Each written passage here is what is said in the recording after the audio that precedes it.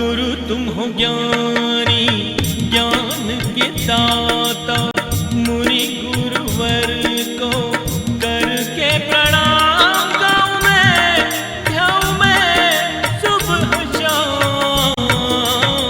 पुलक सागर एक नाम इस कार्यक्रम के पुण्यार्जक परिवार हैं श्रीमंत सेठ विनोद जी, रंजना जी जैन, डॉक्टर विशाल, डॉक्टर रेशु, डॉक्टर वर्षा, अभिषेक, विकास, अंकिता, विवान, रियाना, अबीर, अबीरा कोयलावाला परिवार बिलासपुर, परम संरक्षक जिन शरणम तीर्थ ट्रस्ट एवं परम संरक्षक बुलक मंच परिवार। आप चिल्ला के बोलोगे तो चिल्ला के उत्तर मिलेंगे, आप अपमान से बोलोगे तो अपमान से उत्तर मिलेगा।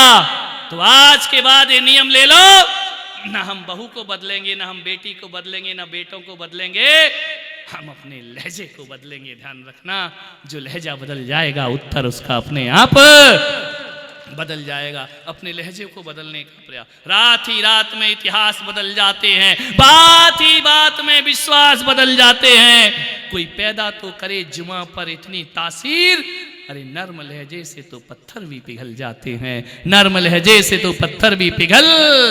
एक बेटा यदि कमाए ना दिन भर बैठ के खाए, घर में पड़ा रहे, तो माँ बाप भी उलाहे ना देते हैं। मुफ्त की रोटी तोड़ रहा है, पड़ा हुआ है, खाने को कुछ है नहीं। मैं जानता हूं एक परिवार को, एक भाभी थी, उसके 7 देवर थे, 7 देवर। 6 देवर कमाते थे और 1 देवर नहीं कमाता था। घर के सारे सदस्य उस 1 देवर को जो कमाता नहीं था उलाहे ना देते, गालियां बकते। बैठा है, निठल्ला है, रोटियां तोड़ रहा है, तू कुछ नहीं कर सकता अपने जीवन में, दूसरों के टुकड़े पर पलने वाला।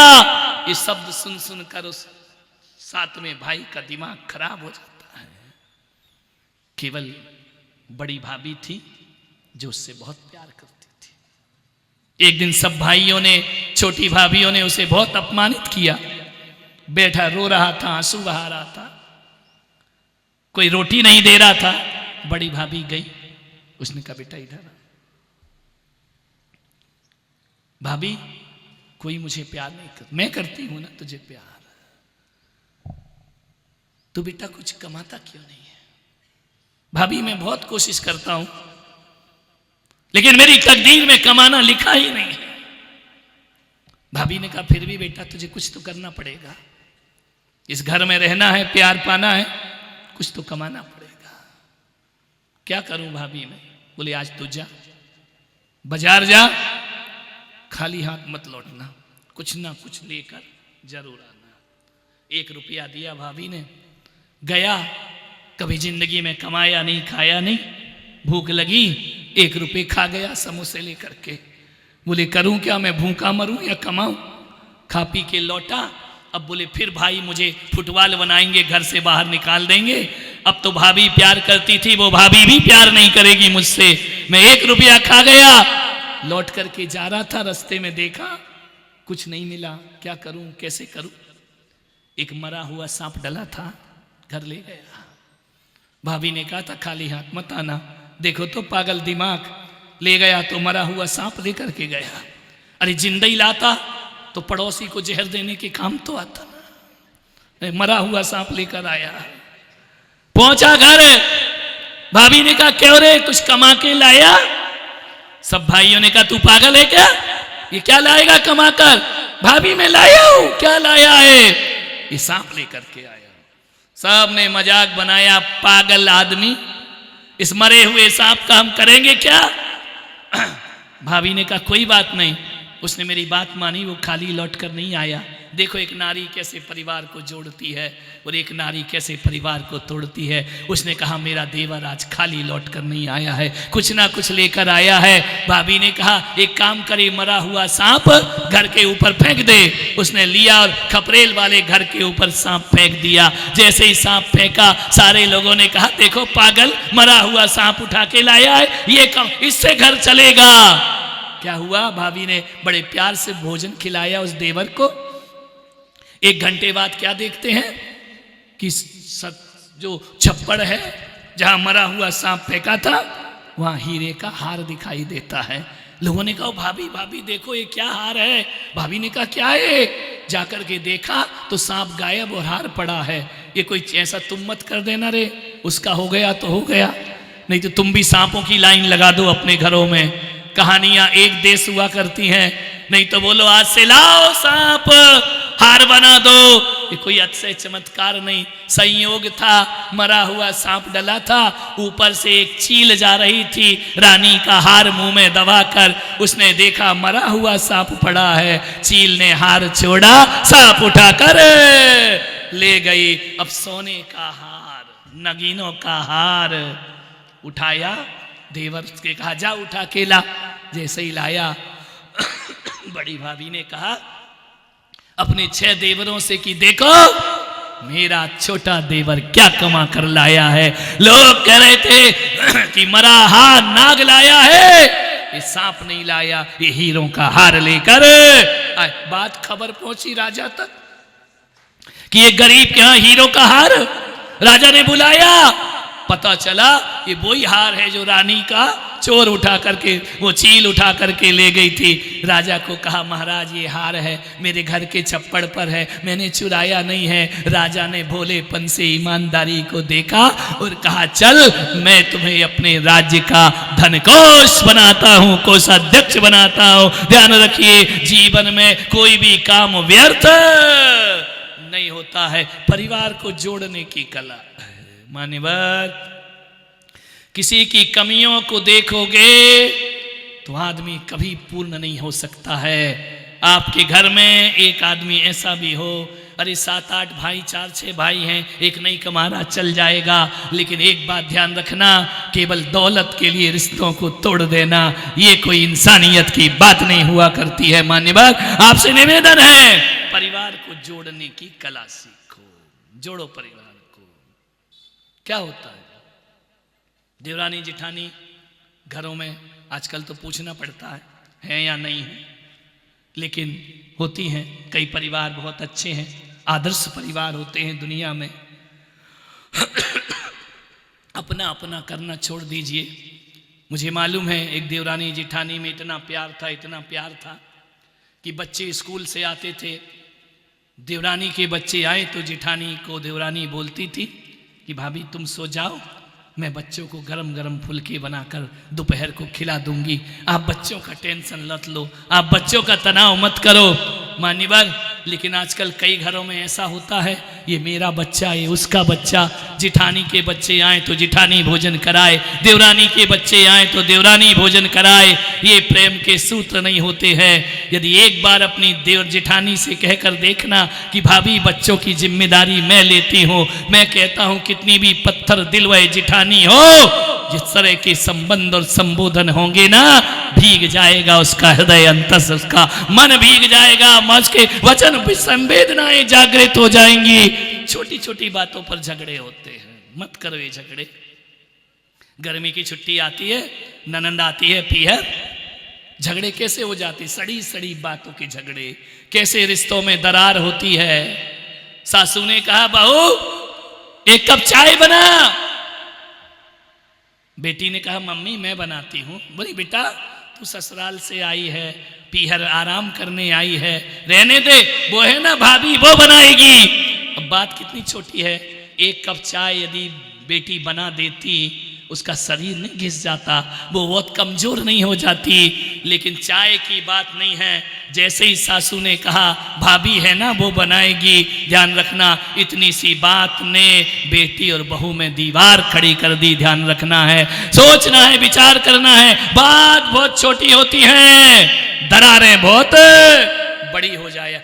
दुर्व्यवहार मत करिए, ध्यान रखिए। एक बात बताओ सासुओं, डूंगरपुर वाली, केसरिया की तो छोड़ो, सासुओं से अपने को काय का डर है? जब तुम्हारी बहू नहीं डरती तो पुलक सागर काय को डरेगा? ध्यान रखना। एक बात बताओ, तुम्हारे साथ जीवन भर बहू रहती है या बेटी रहती है? ईमानदारी से कौन रहती है? बहू रहती है, बेटी तो नहीं रहती ना। बेटी तो ससुराल में रहती है। अब ऋषभ देव थोड़ी है कि मोहल्ले में ही ससुराल, मोहल्ले में पीहर, यहां भी हो जाता होगा थोड़ा बहुत, बाकी ऋषभ देव की बेटी तो वहीं रहती, कहीं नहीं जाती। ध्यान रखना।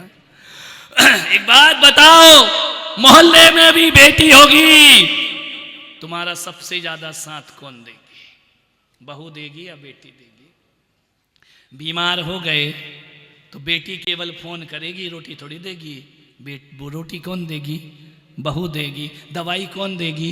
बहू देगी। झुंझला के दे या गुस्सा करके देगी तो बहू ही देगी ना, ध्यान रखिए। बीमार हो जाओ तो बहू साथ देगी, चलते नहीं बनो तो बहू हाथ पकड़ेगी, कैसे भी भाव से पकड़े लेकिन वो तुम्हारी सहायता जरूर करेगी। घर की रखवाली बहू करेगी, घर की सुरक्षा बहू करेगी, घर का सब काम बहू करेगी, घर को वो संभालेगी।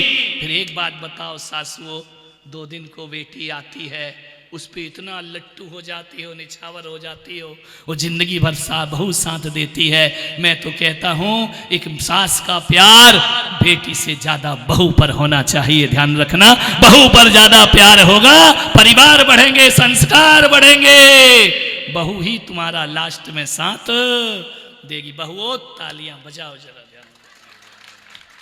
सासुओं के मुंह बन रहे हैं क्या? ध्यान रखिए, बेटी ज्यादा साथ नहीं देती है, बहू साथ देती है। उसी बहू को दुत्कारते हो, उसी बहू को अपशब्द बोलते हो, उसी बहू पर प्रेम प्रवाहित नहीं करते हो। तो बताओ डूंगरपुर वालों, तुम्हारे यहां मंदिर बहुत सुंदर सुंदर बने हैं, जब आओ तब एक मंदिर बना मिलता है सुंदर। मैं आपसे निवेदन करता हूं, मंदिर सुंदर होना चाहिए, धन्यवाद है, बहुत सुंदर होना चाहिए, लेकिन मंदिर से भी ज्यादा सुंदर हमारा घर होना चाहिए, परिवार होना चाहिए, तब मंदिर बनाना सार्थक और सफल हुआ करता है। घरों को बहुत सुंदर बनाने का प्रयास करिए। भाई भाई में प्रेम रखना है ना, एक भाई की बात दूसरा भाई कभी ना काटे, ध्यान में। उचित अनुचित का फैसला बाद में करना, तुरंत बात काटने की आदत मिटाइए, ध्यान रखना। किसी ने कुछ कहा, दूसरे भाई ने काट दिया, नहीं ऐसा नहीं होगा, होगा नहीं होगा, ये बात भविष्य के गर्भ में डाल दीजिए। लेकिन एक भाई यदि कुछ कहे तो दूसरे भाई को उसकी बात कभी काटना नहीं चाहिए। देवरानी कुछ कहे तो जिठानी को उसकी बात काटना नहीं, काटोगे बात दूरियां बढ़ेंगी। बैठ के बाद में चिंतन कर लो, सोच लो, लेकिन क्या करें, बोल ही पड़ता है आदमी, दिल है कि मानता नहीं, ध्यान रखें, बात कभी ना काटो। भाइयों में प्रेम रखना है।